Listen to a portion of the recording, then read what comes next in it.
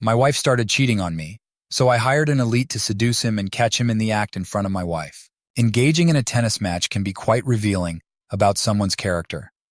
Polite players often carry that demeanor into their everyday lives. I once witnessed a man act terribly on the court, and later, he left his family for another woman. Take, for example, Josh Adams, a former football player who turned to tennis after a knee injury. He plays with an aggressive style. I can usually beat him by staying close to the net, forcing him to overhit. His questionable line calls always seem to favor him, which makes him eager to play against me, as he hates the idea of losing to someone smaller. Though at 6 feet tall, I'm not exactly small, but standing next to Josh, who has 4 inches and about 70 pounds on me, I seem tiny. Avoiding Josh is challenging since we both reside in the same North Atlanta neighborhood, known for its strong tennis community. Thankfully, I also get to play with wonderful people like my mixed doubles partner, Grace Thompson. My wife, Emily, who teaches Pilates, introduced us. Emily isn't into tennis, but she knew Grace needed a partner. We've been playing together for about a year now. Today's match was at a club in Stone Mountain, so I offered to drive Grace. With the typical Saturday traffic, we left 45 minutes early. As she came out of her house, I couldn't help but wonder why she was still single. Grace lost her husband in a car accident 3 years ago. After mourning, she joined Emily's Pilates class and eventually got back into tennis. Now, she's a fit, attractive woman in her early 30s, but she keeps telling Emily that she just hasn't met the right guy yet. "Hey Grace," I greeted her as she got in the car, "ready to win today?" She smiled confidently. We discussed our game plan as I merged onto I-285, but a phone call interrupted us. Our opponent informed me that a rainstorm had hit the area, rendering the courts unplayable, so we had to reschedule. Grace looked disappointed, so I suggested heading back to our club to practice, hoping to find someone else there for a game. As we approached our neighborhood, I decided to take a detour to my house to grab my check for the club dues. After parking, I hurried inside, knowing exactly where the check was. However, as I walked down the hall, I heard unexpected sounds coming from the master bedroom. "Please do that again." Yes, just like that. It was Emily's voice. What on earth? Moving quietly, I crept to the door and peeked inside. Emily was lying naked on the bed with a man who was clearly enjoying himself. It felt like I'd been hit by a car. Stunned, I stood there, unable to think or move. Everything changed in an instant, and I couldn't make sense of what I was seeing. Then the man stood up, raising Emily's legs to make things easier for him. This can't be happening, I thought, as I recognized Josh Adams. I staggered away from the door as if struck by a punch. It was too overwhelming. My first reaction was to storm into the room and confront them. But what good would that do, I thought in despair. They had already betrayed me. Hitting him wouldn't change that. Besides, even if I managed to land the first punch, Josh is so much bigger than me that he'd probably beat me badly. Still, I couldn't just let him get away with this. As I stood there, it hit me that Grace was waiting in the car. Oh no, I need to get her home first, then I can come back and deal with this, I thought. I walked down the hall and out the front door in a daze, feeling nauseous. Grace watched me through the car window, concerned. I quickly got into the driver's seat and started the car. My face must have looked awful, because Grace asked if I was okay. Unable to speak, I gripped the steering wheel tightly and drove to her place. After parking, I muttered that I couldn't play today. Grace, worried, asked what happened. When I stayed silent, she turned off the ignition, took the keys, and insisted I come inside and explain. Grace, trying to be supportive, suggested that maybe that's why Josh took Emily's Pilates class. Shocked, I realized I had never mentioned it. My mind raced with questions, trying to prepare for Emily's reactions and the potential confrontation with Josh. When I walked in through the kitchen door, Emily must have heard me because she came out to greet me, wearing her robe and with her hair wrapped in a towel. She cheerfully asked, "You're home early. How did the match go?" "We got rained out," I said sharply. "I'm sorry you didn't get to play," she replied. I bet Grace was really disappointed. I just stared at her, not interested in small talk. "The rain delay was announced right after we left," I said softly. Her expression remained unchanged, though she blinked. "I came back to the house," I continued, my heart racing. "I saw you and Josh together." Emily's reaction was nothing like what I had expected. "I'm sorry you had to see that," she said calmly. "Is that all you can say?" I asked, stunned. You're cheating on me, and all you can say is you're sorry? I saw it. Aren't you going to apologize for being with him? How long has this been going on? Do you even have an explanation? She crossed her arms and sighed deeply. Sit down, Mike, she said, pointing to the breakfast table. I'd rather stand, I replied, irritated. Do as you wish, she said, taking a seat. I was left speechless by her lack of emotion. Mike, we were going to tell you soon anyway, but this just speeds things up. I'm leaving you. Josh and I are in love, and I'm moving in with him. We'll get married as soon as the divorce is finalized. I chose to sit down. I didn't want to risk collapsing before I could respond. She quickly said, Wait here, and went back toward our bedroom. A few moments later, she returned with a stack of papers, which she pushed across the table to me. This doesn't have to be nasty, she said. I don't want any alimony from you. I've taken all the money from our savings, but that's only fair since I'm leaving you the house.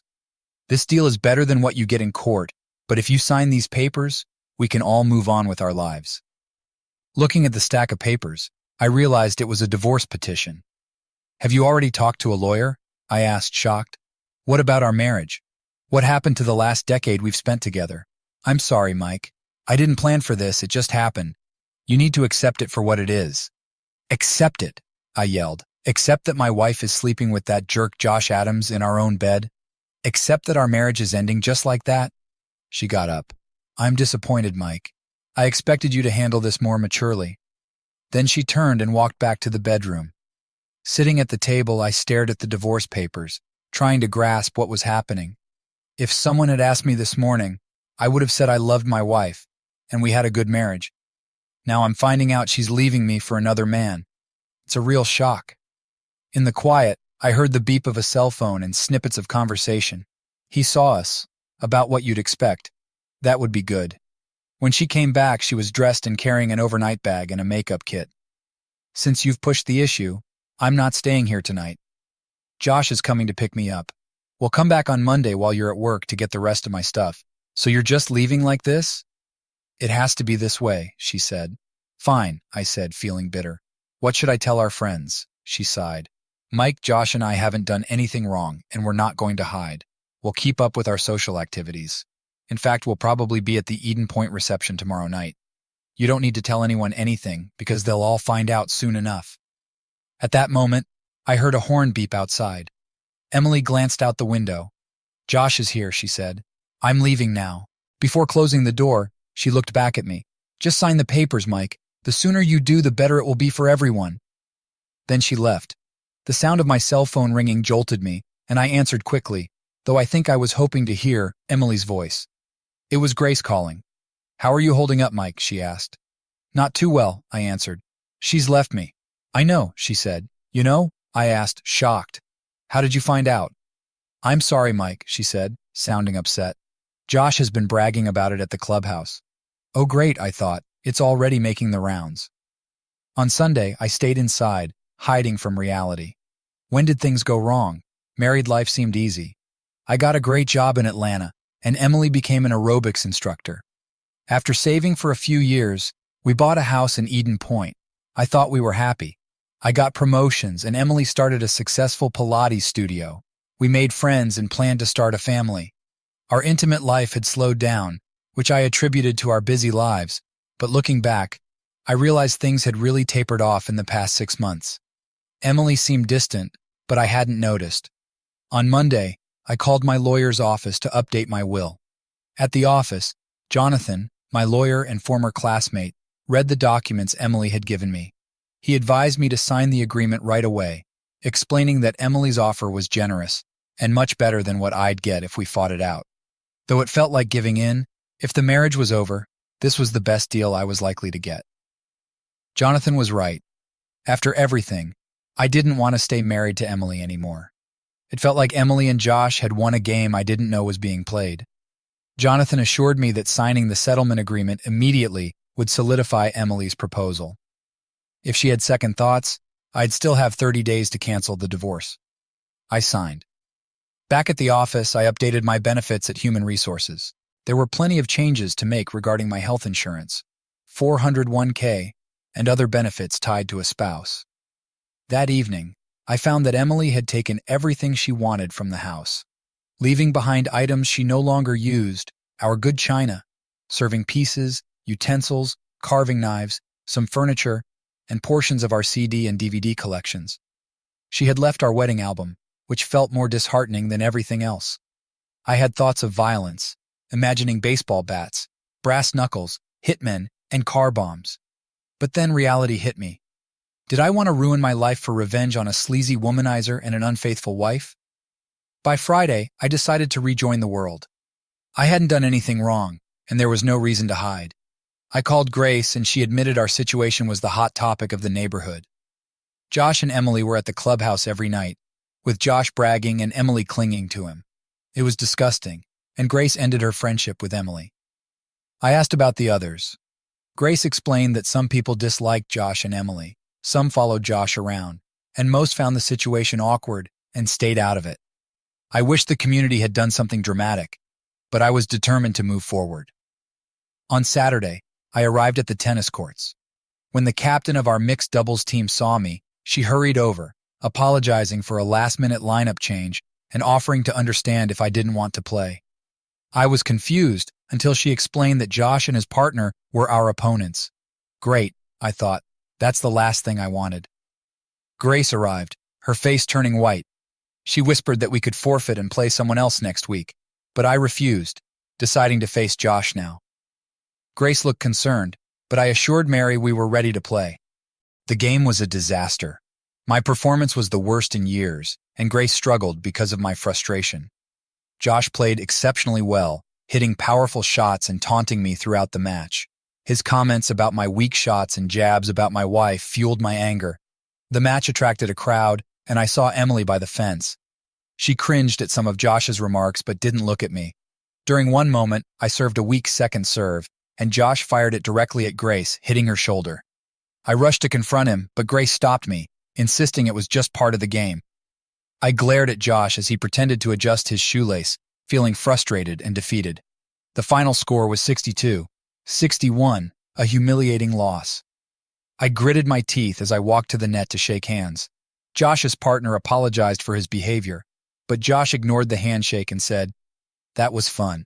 Let's do it again next time you're up for a beating." He then kissed Emily over the fence. Grace quickly grabbed my arm, sensing my anger. "He's trying to provoke you, Mike. Don't let him get to you." I promised myself I wouldn't tolerate their behavior anymore and needed to come up with a plan. Lying on the bed, I remembered my old tennis coach's advice, play to your opponent's weakness. Applying it to my situation was challenging. The next morning at work, I had a possible solution. It might cost a lot, I thought, but if it works, it'll be worth it. Around mid-morning, I called our top sales guy, Jerry, and invited him to lunch. I asked if he had ever used an escort service for personal reasons. He initially seemed puzzled and reminded me it was against company policy. I clarified that this wasn't about work, but something personal. Understanding dawned on Jerry's face. He mentioned a top service in the city known for catering to high rollers, with high rates and top-notch services, warning they might be expensive. I assured him I could handle the budget and asked for details. Over burgers and drinks, Jerry provided all the information I needed. Calling the number Jerry had provided, a friendly male voice answered, "Hello, how can I assist you?" "I'd like to speak with Mr. Henry Miller," I replied, following the instructions. "This is Mr. Miller," came the response. "What can I do for you?" "I'm looking for something from the Grove Press," I answered. "May I have your name, please?" Mr. Miller asked. I considered using a fake name, but Jerry had been very clear about the need to use my real identity. "They're always cautious about the Vice Squad," he'd explained. "They take extra measures to ensure you're not an undercover cop trying to set them up." So I gave Mr. Miller my actual name. "Are you calling from your office?" Mr. Miller inquired. "Yes," I answered, "but this is a personal issue and doesn't involve my company." "I understand completely, sir. Could you provide the switchboard number for your workplace?" he asked. "Sure," I said, "but wouldn't it be better to have my direct line?" "No," he responded. "I'll call the main number and ask for you, which helps verify your identity." That's pretty smart, I thought. By calling the main line, he'd know he was reaching a real company, not a police station. If the operator transferred his call to me, it would confirm I worked there. It's not foolproof, but it's a good method. I provided him with the main switchboard number, and he ended the call. A few minutes later, my phone rang, and the operator transferred the call to me. It was Mr. Miller. Next, he requested my cell phone number. "This will allow us to reach you outside of business hours if needed," he explained. After giving him my number, he continued, "Now that we've sorted out the identification, please let me know how we can assist you. I need a very special companion who can be available for multiple occasions over the next month or so," I said. The voice replied. "That's a bit unusual. We don't typically arrange services for such extended periods. We might be able to accommodate you, but it will be costly." He quoted a price that shocked me. I swallowed hard. "That's fine, Mr. Miller." "All right. Do you have any specific requirements?" he asked. "Yes," I said. "She needs to look like a goddess." He laughed. "Beauty is subjective, sir, but I believe we can find someone who meets your expectations." He then asked, "Do you have a pen handy?" When I confirmed that I did, he gave me the address for their website. I noticed the URL began with HTTPS, indicating a secure connection. After I noted it down, he amusingly instructed me to use Anais Nin as the username when prompted and provided a numerical password. Keep in mind, sir, that both the username and password will change once you've made your selection. This is to ensure both your security and ours. When I confirmed, the representative explained my credit card would be charged after selecting a companion and scheduling a session. A 25 gratuity was also customary. I hoped this plan would work to avoid ending up broke and embarrassed. The representative told me to visit their website to make my selection and ended the call. That evening, I accessed the escort services website with the provided login. The main page featured stunning images, resembling a Victoria's Secret catalog. Trusting Jerry's recommendation, I proceeded. I intended to choose a blonde, but a dark-haired woman named Rana caught my eye. I clicked on her profile, confirmed the meeting, and entered my credit card details. The screen went black, logging me out. Trying to revisit the site, I found my login credentials no longer worked. Their strict security impressed me, giving me confidence in their service. The next day, I anxiously awaited Rana's call. At times, I considered backing out due to the high cost and uncertain outcome. However, a visit to the break room, where two secretaries stopped talking and looked away when I entered, reminded me of the office gossip. The sting of being their topic strengthened my resolve. I refused to remain a victim. It wasn't until after dinner that my cell phone rang. Answering it, I heard a pleasant voice say, "Hi, Mike. This is Rana. I'm excited about meeting you." I suggested we meet for dinner to go over my request. Here we go, I thought. The grill wasn't crowded, fitting my needs perfectly. When she walked in, it felt like all eyes were on her. She approached confidently, shook my hand, and introduced herself. Her presence was stunning, making me stare in awe. She chuckled and asked how she looked. Her dark eyes, high cheekbones, full lips, and athletic yet feminine figure were mesmerizing. Rana smiled, breaking the silence. I mumbled an apology, feeling embarrassed. The waitress, captivated by Rana, asked if she was on television. Rana replied pleasantly, "No, I'm afraid not." Their exchange helped me regain composure. I asked why she wasn't modeling or on TV. She explained that while she considered it, the competition was fierce. In her current field, she stood out and earned top pay from the start. By the time her looks faded, she'd have enough savings to live comfortably. She might even find a wealthy man who wanted a trophy wife. I nodded, recognizing her practical approach to her career, even if I didn't agree with it. Just then, the waitress brought our meals. After serving Rana, she looked at her once more and asked, "Are you sure you're not on TV? I have this feeling I've seen you before." Rana shook her head. "I don't think so. If I'd been on TV, I'd remember." I had to stifle my laughter as the waitress hurried away. As we started eating, Rana studied me closely. "So, Mike, why don't you tell me what you're looking for? Henry mentioned that this request is a bit unusual." Feeling embarrassed, I began to explain my situation. When I recounted the conversation I had with Emily after catching her and Josh together, Rana looked at me with sympathy. "That was pretty harsh," she said. When I described Josh Adams and his behavior, she nodded in understanding. "I've encountered many like him." After delicately wiping her mouth, she folded her hands on the table. "So, what exactly do you want to achieve, and what's my role in all this?" For the next 15 minutes, I laid out my plan for the coming month.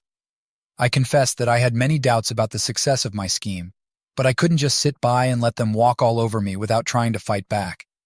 Meeting you has made me think this might actually work. Her face lit up with a big smile. What a nice compliment, she said. Then she leaned in closer across the table. You know what? I think I'm going to enjoy this.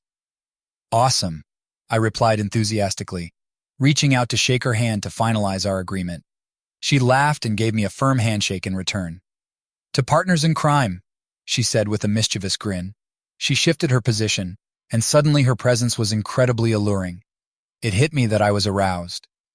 Well, she said in a sultry tone, since we've wrapped up the business part, should we move to somewhere more intimate for the fun part? My mouth went dry, and I had to sip some water before I could respond. No, I said. Tonight is just for us to get to know each other. She gave me a playful smile. You don't find me attractive? Oh no, I stammered. I mean, yes, I do find you attractive, but I'm trying to stay focused on what we're here for. It's better if we don't mix things up. But I do have extra for you. I slid an envelope filled with cash across the table. She took the envelope with a serious expression and put it in her purse. Then she changed her stance, and her seductive aura seemed to fade. I think I understand, Mike, she said, tilting her head slightly. You're quite an interesting man. I'm looking forward to our little adventure. With that, she got up and left, leaving me alone in the booth. I felt drained for some reason. What a woman, I thought. Phase 1 of Operation Honey Trap was set to start on Saturday, just after lunch. The weather was already warming up in Atlanta, and I expected a big crowd at the Eden Point pool. Although I was anxious about whether Rana would show up, a BMW Z4 pulled into my driveway just after noon. She arrived with a small bag and, noticing my raised eyebrows, said, "My swimwear." She looked around and smiled. "So this is suburbia. Do you like it here?" I frowned. "I used to, but not so much lately." She patted my cheek. "We're going to change that." We parted ways at the clubhouse to head to the locker rooms and change into our swimsuits. As planned, I came out first and set up 2 lounge chairs next to a table with an umbrella. Just as I got settled, I noticed Josh walking toward me. "Well, Mike," he shouted, "I didn't expect to see you here at the pool today. I thought you'd be out taking a lesson from the pro to work on your tennis." Even though I knew he was trying to provoke me, I kept my response calm. "Nope, today my girlfriend and I are here to relax by the pool and catch some sun." Josh wasn't going to let it go that easily. "Oh, so you've got a girlfriend now? I'd like to meet her." Our conversation was starting to attract attention from people nearby, but that didn't bother me. "You're in luck, Josh. She's just about to join us," I said, pointing to the entrance of the women's locker room. Everyone fell silent as Rana approached us. I had expected her to be in a bikini, but she surprised me with a one-piece swimsuit. It was made from a shiny, silvery material that caught the sunlight, drawing everyone's gaze. The clicking of her stiletto-heeled slippers made me realize how stunning her legs, calves, and figure looked. As she got closer, I pulled my eyes away from her legs to focus on her swimsuit. It seemed to be made of the thinnest material I'd ever seen, clinging to every curve of her body. It was so sheer it looked like it was painted on her.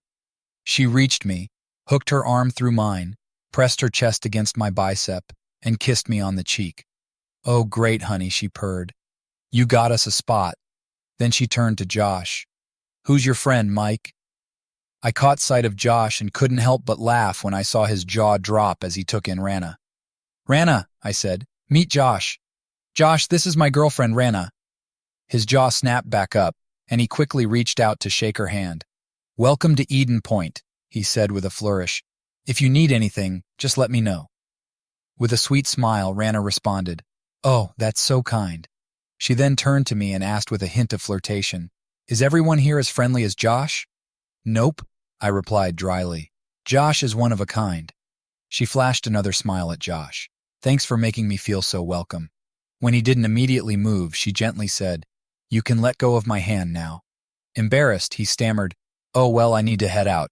I hope to see more of you, Rana. I hope to see you around." He then awkwardly walked back to the other side of the pool, glancing over his shoulder repeatedly. I looked in that direction and noticed Emily sitting with her arms crossed, looking displeased. Rana and I settled into our lounge chairs.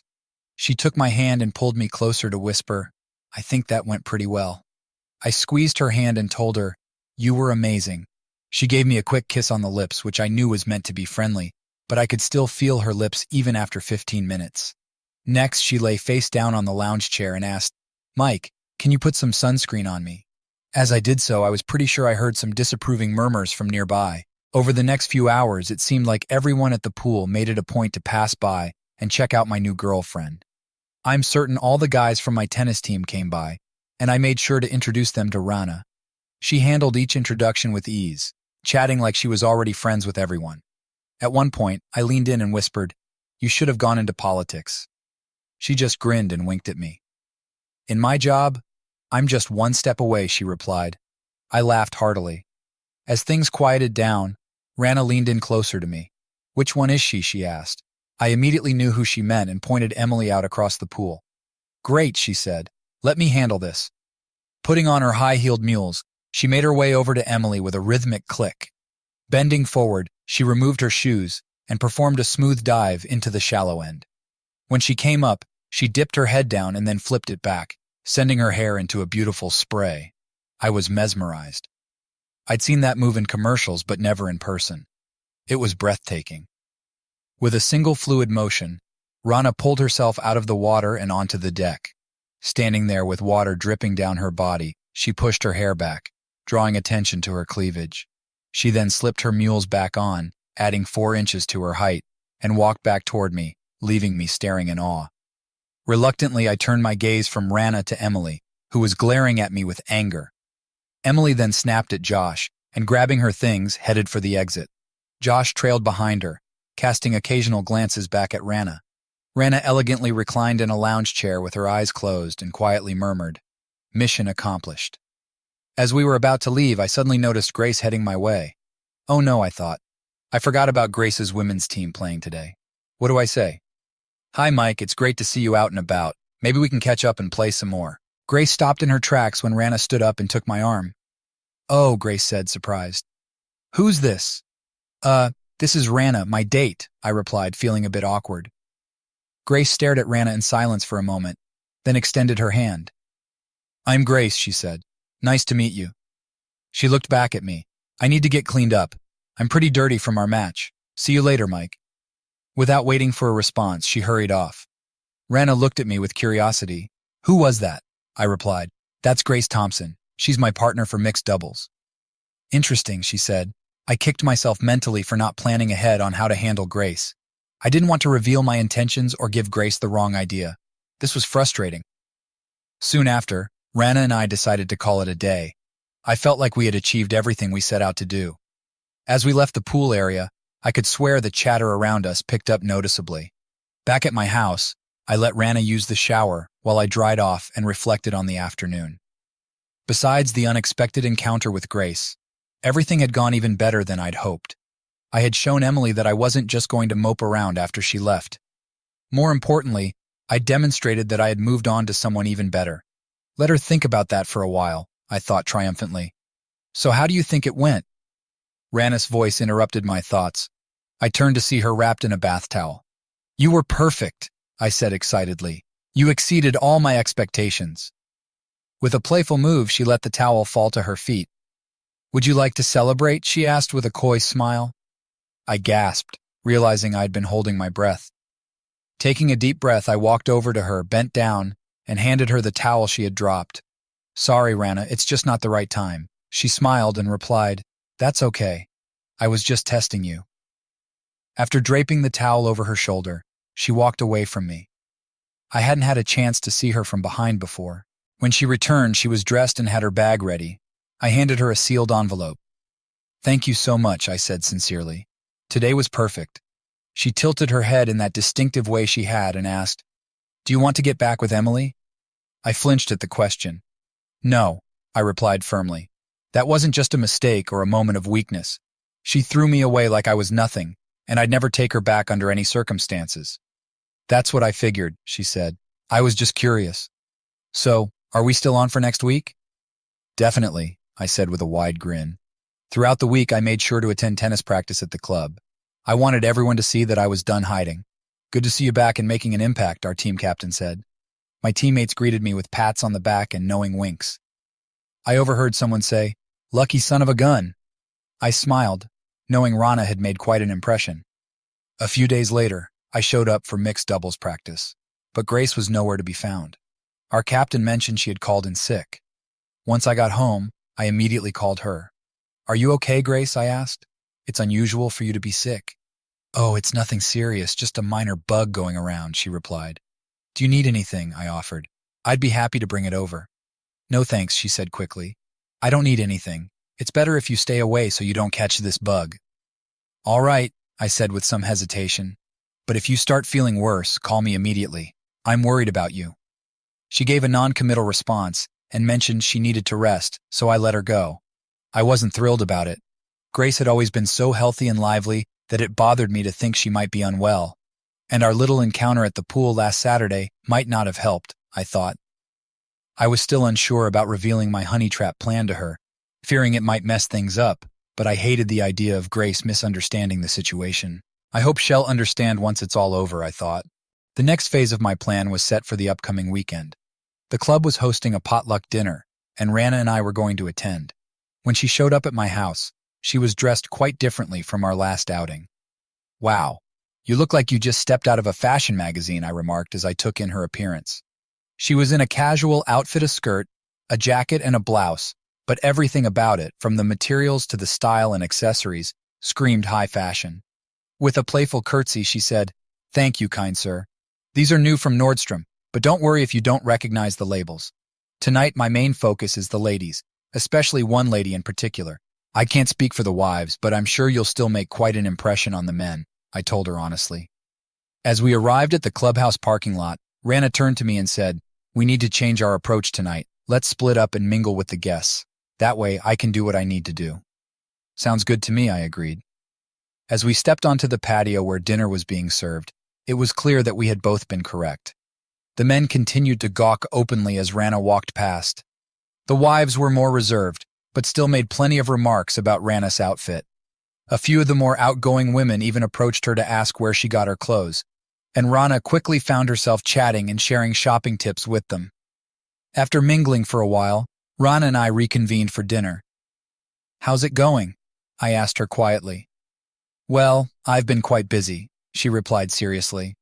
"I've learned a lot about what the wives think of the situation with you, Emily, and Josh. More importantly, I've made things difficult for your ex and have been flirting quite a bit with her fiancé. She's definitely not happy about that." I couldn't help but smile. It was clear that Rana knew exactly how to play her cards. While I was talking with one of my teammates, Emily came by and signaled for me to follow her. When she turned to face me, her face was flushed with anger.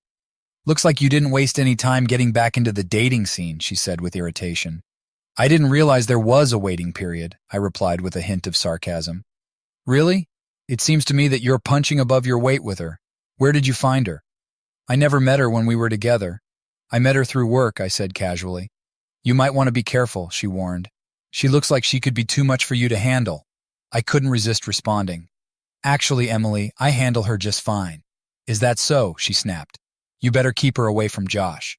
With that, she stormed off. I smiled to myself. Everything was unfolding just as I had planned. Just then, I noticed Grace carrying a tray of food. Although I knew she was on the entertainment committee, I wasn't sure if she'd be well enough to attend tonight. I quickly went over and took her arm. She blushed when she saw me. "I'm really glad to see you're feeling better," I told her. "You should have called me to let me know you'd be here tonight. I wasn't sure until the last minute, Mike. Besides, I figured you'd be with your new girlfriend, and I didn't want to interrupt." At that moment, Rana walked by, laughing and chatting with one of my teammates. "Looks like I was right," Grace said, clearly irritated. She began to walk away, but I stopped her by grabbing her arm. "Hold on, Grace. We need to discuss our next match." After a brief pause, she seemed to make up her mind. "Actually, Mike, things have gotten really busy for me lately, so I've decided to drop mixed doubles and focus only on the women's team." I was taken aback. "You can do that, Grace," I exclaimed. "Who will be my partner now?" Grace glanced past me, and I turned to see Rana standing nearby. "You'll find someone, Mike," Grace said. "Now let me go. I need to get this food out." Once I released her, she quickly walked away. Rana took my hand and guided me to an empty table. After we sat down, she leaned in and whispered, "Just so you know, That girl has feelings for you. What? No way. That's absurd. She's just my tennis partner. She was in Emily's Pilates class, and if I'm not mistaken, Rana continued, disregarding my denial, you might have some feelings for her as well. I don't, I argued. You're completely wrong about that. She's just a good friend. Maybe, she said, clearly doubtful. Anyway, I think we've done enough for tonight, so let's head out.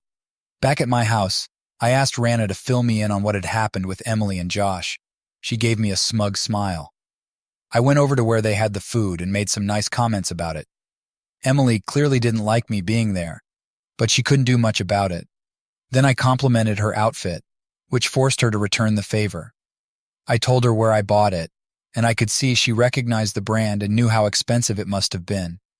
She didn't say anything, but her eyes were practically green with envy. That sounds just like Emily, I remarked. She's really into fashion and takes pride in her clothing choices. Then Rana went on. One of the other women asked Emily to help in the kitchen. Even though she didn't want to, Emily had to leave me alone with Josh. As soon as she was gone, I took the opportunity to sample their dish again. While she spoke, Rana mimicked her actions.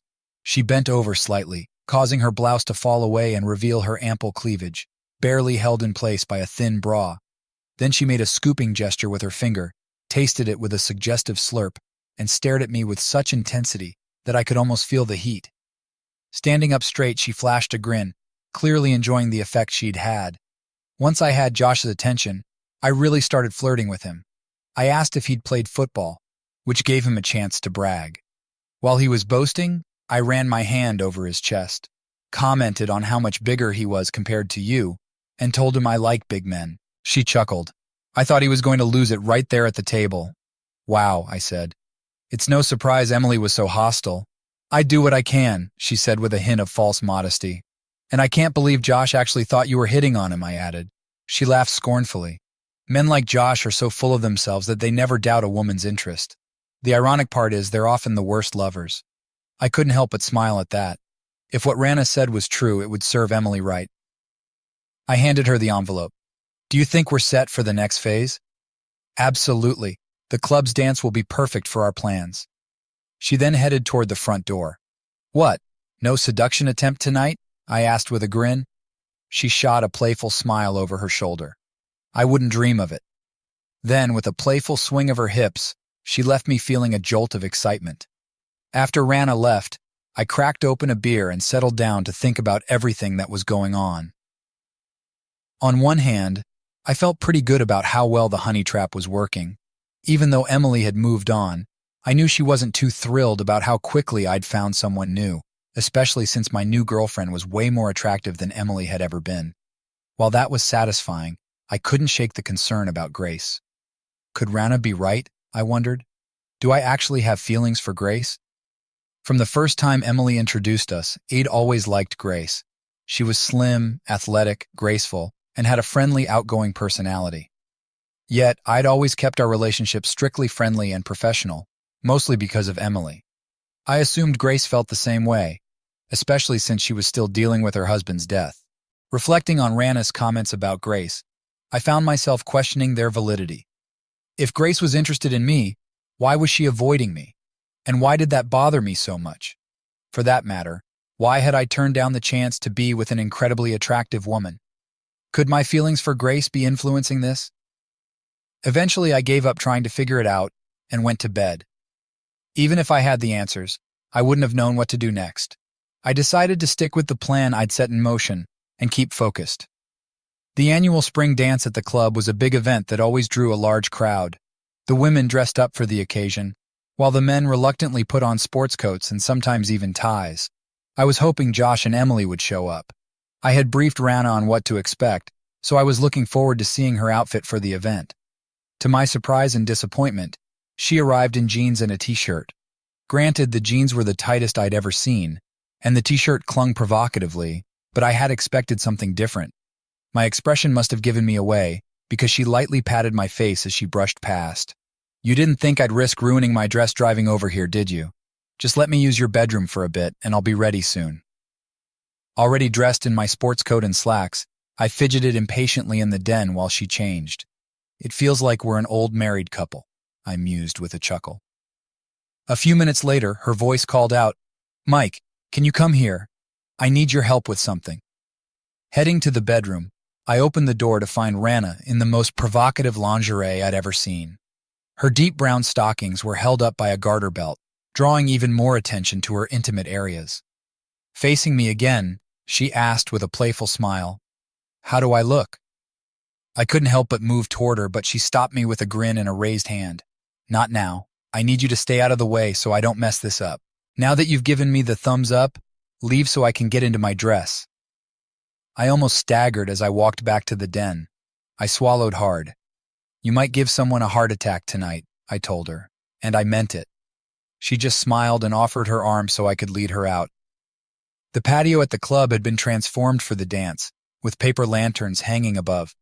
It was a bit cheesy, but the soft lights and gentle music created a nice atmosphere. Rana slipped into my arms to dance, and I wasn't surprised to find she was a much better dancer than I was. As we danced, she rested her head on my shoulder, and I realized I didn't care about her job.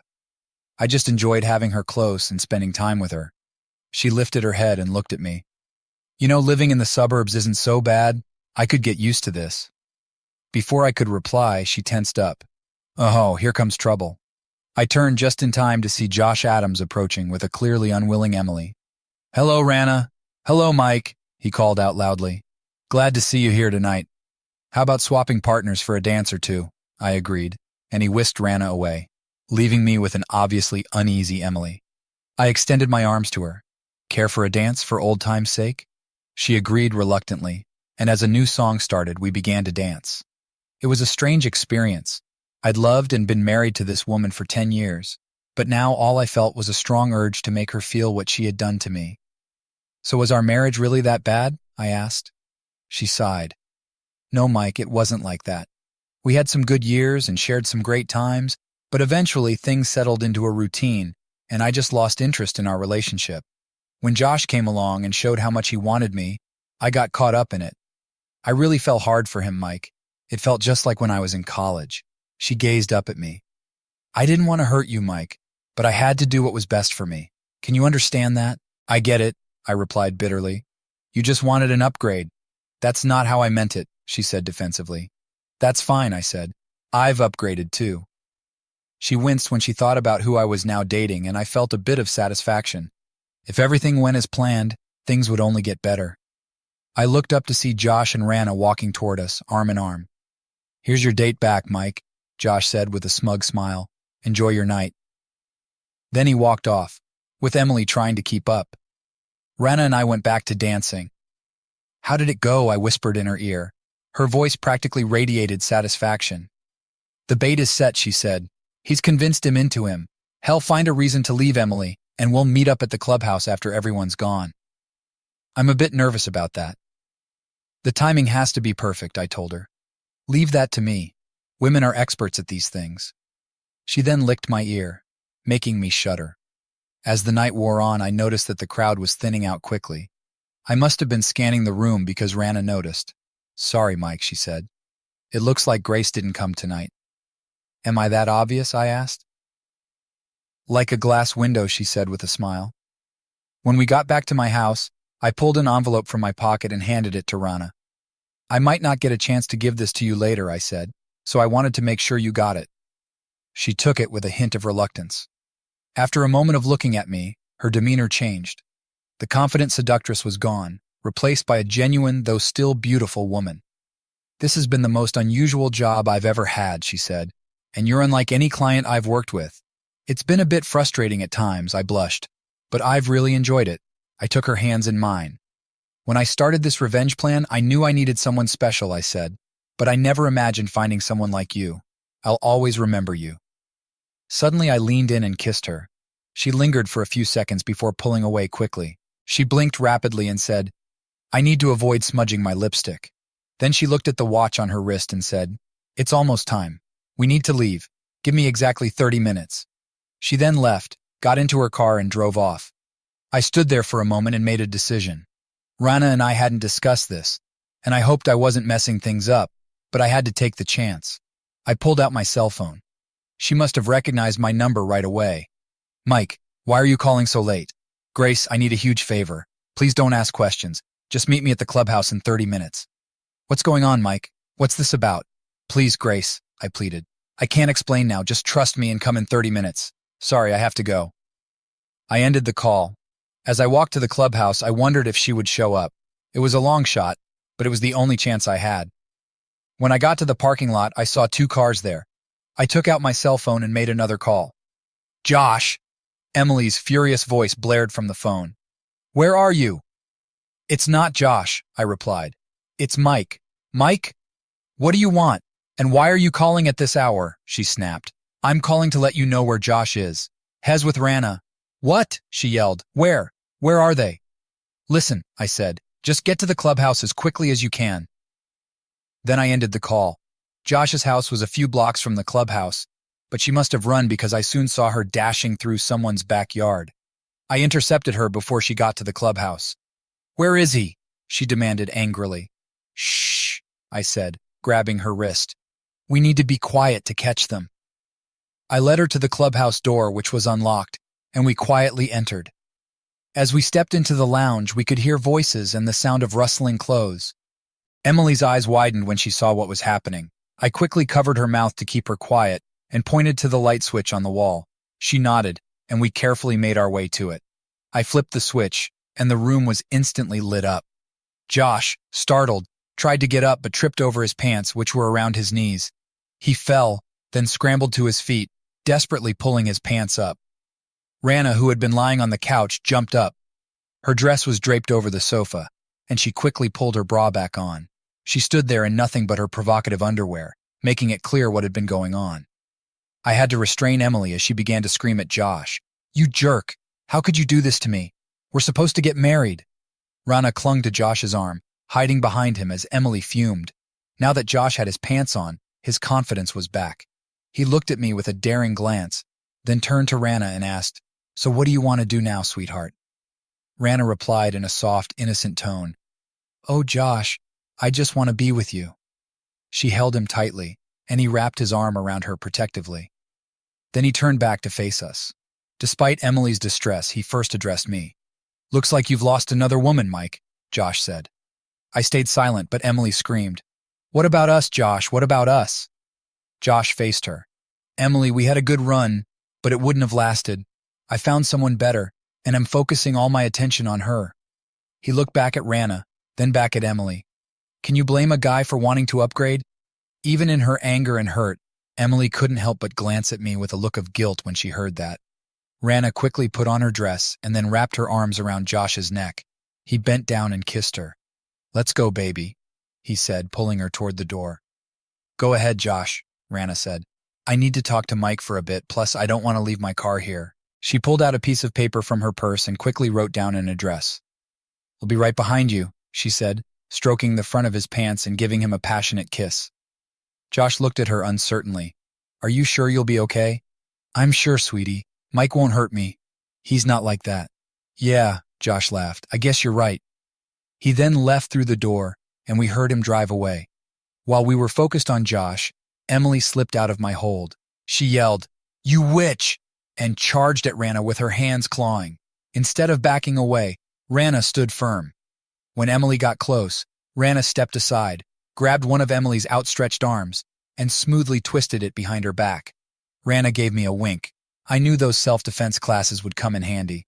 As Emily kept struggling, Rana warned her sharply, If you don't calm down, I'll have to dislocate your shoulder. Emily stopped resisting, and Rana turned her to face her directly. Listen, Emily, there are a few things you need to hear, Rana said. I couldn't care less about your Neanderthal ex-fiance, and I have no intention of meeting him at the bar he's going to. Emily looked confused. But why? Why did I seduce him? That's my job. I'm a paid escort. I've been with dozens of guys like Josh. They all think they're God's gift to women and are always hunting for the next conquest.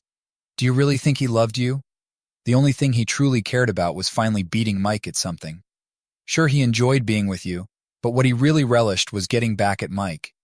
Mike hired me to get a bit of revenge on Josh and to show you how it feels when someone you love is unfaithful. It hurts, doesn't it? Emily screamed and then lunged at me. But before I could respond, Grace appeared and knocked Emily off her feet. Emily fell awkwardly to the ground.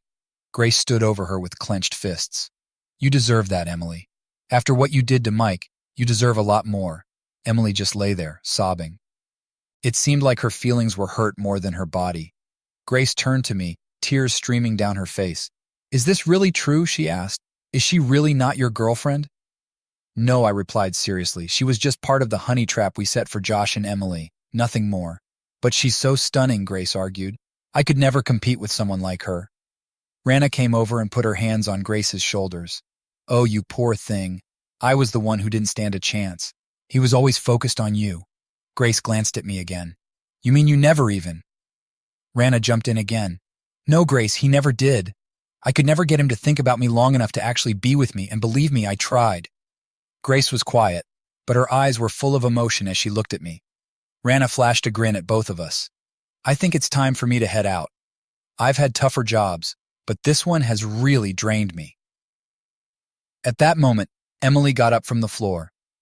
"What about me? Where do I go now? I can't go back to Josh's place after all this." Grace considered her for a moment. "I'm not sure what you'll do tomorrow, but you can stay at my place tonight. I'm going home with Mike." Then she gave me a passionate kiss.